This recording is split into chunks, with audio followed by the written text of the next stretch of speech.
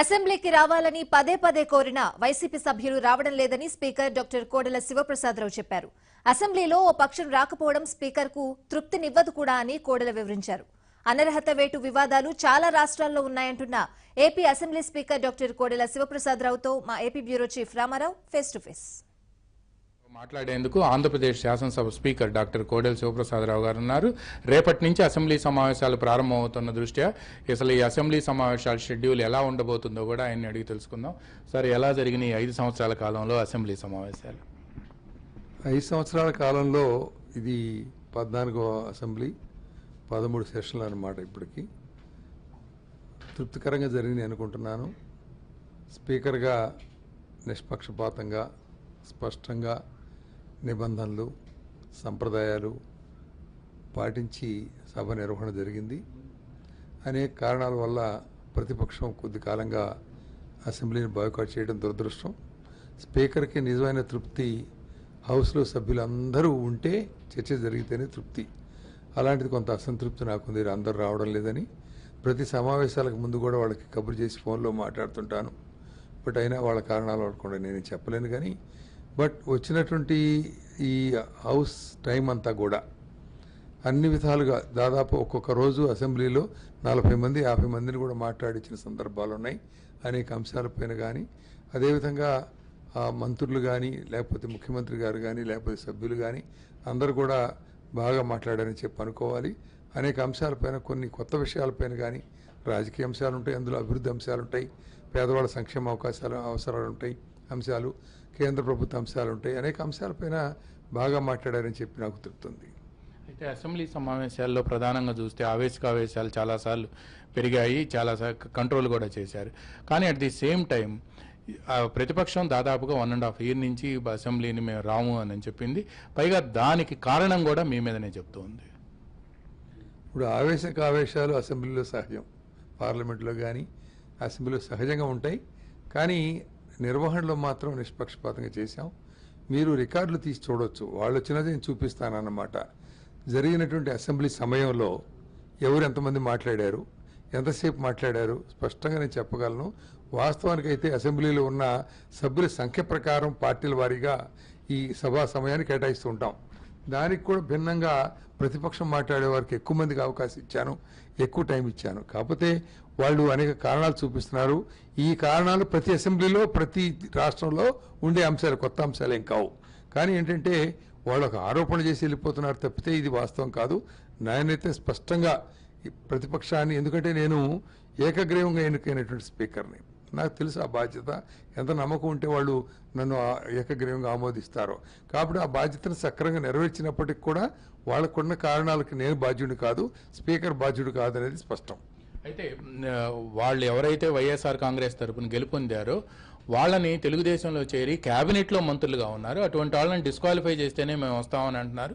దానికి సంబంధించి స్పీకర్కి మేము కంప్లైంట్ చేసాం, అయినా సరే ఆయన ఒక డెసిషన్ తీసుకోలేదనేది వాళ్ళు చేస్తున్న ప్రధానంగా ఆరోపణ. ఇలాంటి పరిణామాలు రాజకీయాల్లో ఆంధ్రప్రదేశ్లో కాదు, తెలంగాణలో చూశారు, తమిళనాడులో చూశారు, కర్ణాటకలో చూశారు, ఇంకో రాష్ట్రంలో చూశారు, పార్లమెంట్లో చూశారు. మరి పార్లమెంట్లో కూడా రాజీనామా చేస్తే వెంటనే ఆమోదించిన సందర్భాలు ఉన్నాయి, నెల తరబడి పెండింగ్ పెట్టిన సందర్భాలు ఉన్నాయి, ఏళ్ల తరబడి పెట్టిన సందర్భాలు ఉన్నాయి. దానికి అన్నిటి కూడా ఏమిటంటే కొన్ని సంప్రదాయాలు, కొన్ని నిబంధనలు, కొన్ని రూల్స్ ఉంటాయి. వాటి ప్రకారం చేసిన తప్పితే నేను ఎవరికి భిన్నంగా, ఏ రాష్ట్ర అసెంబ్లీకి భిన్నంగా, ఏ స్పీకర్కి భిన్నంగానే చేయలేదు. స్పష్టంగా నేను చెప్తున్నాను. రేపు అసెంబ్లీ కూడా వాళ్ళందరినీ మీ ద్వారా రావాలని కోరుతున్నాను. వస్తే మీ హక్కులు కాపాడుకోవచ్చు, ప్రజల సమస్యలు ప్రస్తావించవచ్చు, మీ బాధ్యతలు సక్రమంగా నెరవేర్చడానికి అసెంబ్లీకి మించిన వేదిక లేదు అనేది నా ఉద్దేశం. రిక్వెస్ట్ చేస్తున్నాను అందరినీ రమ్మని. అయితే డాక్టర్ గారు, 2 విషయాలకు స్పష్టంగా అధికార పక్షం చెబుతుంది. ఇన్ని రోజుల నుంచి అసెంబ్లీకి రాకుండా, సెలవు పెట్టకుండా కూడా వాళ్ళు అసెంబ్లీకి రాలేదు. ఒకటి, డిస్క్వాలిఫై చేయాలి. నెంబర్ 2, అసెంబ్లీకి రాని వాళ్ళకి టీఏడిఏలు ఎందుకు ఇస్తున్నారు అనేది అధికార పక్షం చెబుతుంది. ఎలా చూస్తారు ఈ 2 అంశాలను మీరు? అందుకనే అడకత్తెరలో పోగ చెక్క అంటారే, ప్రతిపక్షానికి అధికార పక్షానికి స్పీకర్ ఇట్లాగే ఉంటారు. వీళ్ళ ఆరోపణలు వీళ్ళు చేస్తుంటారు, వాళ్ళ ఆరోపణలు వాళ్ళు చేస్తుంటారు. వాళ్ళు ఏదో కొన్ని కారణాలు చెప్పి రాకుండా మానుకున్నారు. అంత మాత్రం చేత వాళ్ళు డిస్క్వాలిఫై చేసి కొన్ని సంప్రదాయాలను ఉల్లంఘించడం నాకు ఇష్టం లేదు. అలాగే ఎలవెన్సెస్ విషయంలో కూడా ఎలవెన్స్ తీసుకునేవాడు, జీతం తీసుకునేవాడు హౌస్కి రాకుండా చట్టసభల్లో ఉండకుండా తీసుకోవాలా తీసుకోకూడదు అనేది వాళ్ళు నిర్ణయించుకోవాలా. అది నైతికత అనైతికత అనేది వాళ్ళు నిర్ణయించుకోవాలా. లేకపోతే సెలవు పెట్టకుండా స్పీకర్ అనుమతి లేకుండా ఇన్ని రోజుల పాటు శాసనసభకు రాకుండా ఉండడం అనేది ఇది కూడా అనైతికం. కానీ వీటి సాకుగా చూపించి నేను కనుక ఇవన్నిటిపై చర్య తీసుకుంటే స్పీకర్ పక్షపాతి అంటారు. కాబట్టి నేను కొన్ని చూసి చూడనట్టు కొన్ని వాళ్ళ నిర్ణయానికి విచక్షణకు వదిలిపెట్టినారు తప్పితే, అందుకని ఎప్పుడు చెప్తుంటారు సభా నిర్వహణలో చట్టాలు చూడాలి, సంప్రదాయాలు చూడాలి, లౌక్యం చూడాలి. అదేవిధంగా నేను చేస్తున్నాను. 6 పర్యాయాలు ఎన్నికయ్యారు శాసనసభకి. తర్వాత చాలా శాఖలకు మంత్రిగా వ్యవహరించారు. ఈ పోస్ట్ ఎలా ఉంది అవి చూసుకుంటే? నేను ఏ పోస్ట్లో వచ్చినప్పుడు కూడా అందులో అనుభవం లేదు. నాకు హోమ్ మినిస్టర్గా నాకు శాంతి భద్రత పైన అవగాహన లేదు. ఇరిగేషన్ మంత్రిగా ఉన్నప్పుడు ఇరిగేషన్ శాఖ మీద అనుభవం లేదు. అంటే పంచాయతీరాజ్ రూరల్ డెవలప్మెంట్ లేదు. ఏది వచ్చినా కూడా మనసు పెట్టి పనిచేశాను, అంకిత భావంతో పనిచేశాను. ఆ శాఖ నుంచి బయటకు వచ్చేటప్పుడు మంత్రి గారు బాగానే పనిచేశాడనే పేరుతో రావడం అనేది నాకు చాలా తృప్తి.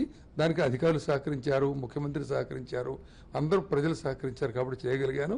అదే స్పీకర్ కూడా, స్పీకర్లోకి మాకు సభ్యులు వీళ్ళందరూ వారు సహకరించారు. నేను కూడా నిష్పక్షపాతంగా ఉన్నాను.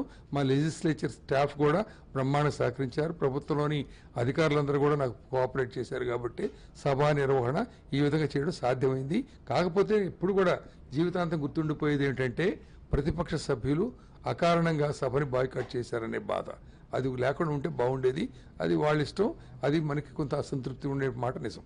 మీ ఓటాన్ అకౌంట్ ఎప్పుడు బడ్జెట్ ప్రవేశపెట్టబోతున్నారు? రేపు గవర్నర్ ఎన్ని గంటలకు మాట్లాడబోతున్నారు? ఎట్ ది సేమ్ టైం మీరు ఇక్కడ ఓటాన్ అకౌంట్ పెడుతున్నారు, అక్కడేమో జనరల్ బడ్జెట్ పెడుతున్నారు కేంద్రం. అంటే 9:30కి రేపు గవర్నర్ గారు ప్రసంగం మొదలవుతుంది. 5వ తేదీన బడ్జెట్ పెడతామని చెప్పి ప్రభుత్వం అంటుంది. ఆ విధంగా జరుగుతుంది. అదేవిధంగా 31వ తేదీన కేంద్రంలో పార్లమెంట్లో బడ్జెట్ సమావేశాలు ప్రారంభమవుతున్నాయి. వార్తలు ఏమిటంటే వాళ్ళు ఓటాన్ అకౌంట్ పెడుతున్నారా లేకపోతే ఫుల్ బడ్జెట్ సెషన్ లాగా నిర్వహించబోతున్నారు అనేది ఒక రూమర్ వస్తుంది. అది కరెక్ట్ కాదు. ఎవరైనా సరే ఇవాళ మార్చి 31వ తేదీన పూర్తయ్యేటువంటి ఈ 18-19వ సంవత్సరం యొక్క బడ్జెట్ ఇంకా రాబోయే కాలంలో కేవలం 78-80 రోజులు మాత్రమే ఉంటుంది. దానికి ఓటాన్ అకౌంటే సమంజసం. అదేవిధంగా ఆంధ్రప్రదేశ్ శాసనసభలో ఓటాన్ అకౌంట్ బడ్జెట్ మాత్రమే చేస్తున్నాం.